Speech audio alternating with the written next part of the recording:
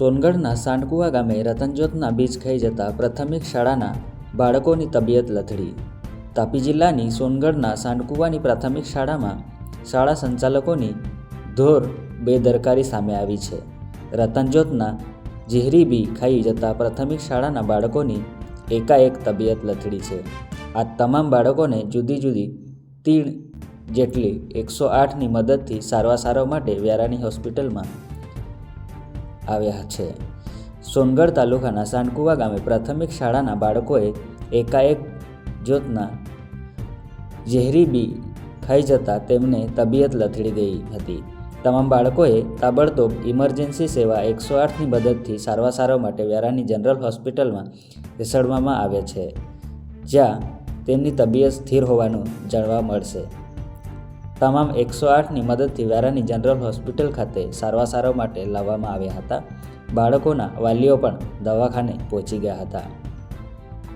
તમામ બાળકોને હોસ્પિટલમાં તાત્કાલિક સારવાર શરૂ કરવામાં આવી છે.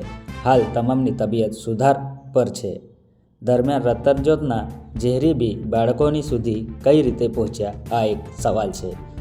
News time, Tapi.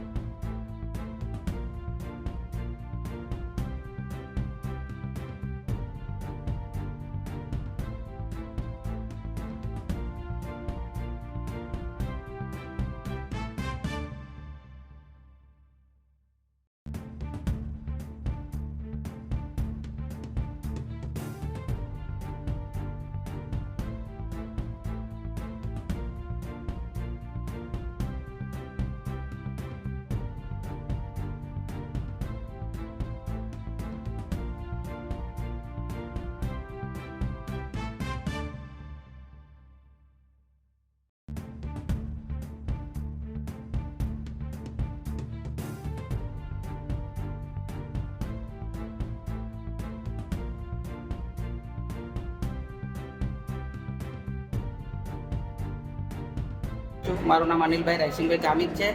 મારી ગ્રામ પંચાયતમાં આવતી પ્રાથમિક શાળા સાંડકુવા, ત્યાંના શિક્ષક દ્વારા મને જાણ કરવામાં આવી કે બાળકોને ઉલટી થઈ છે.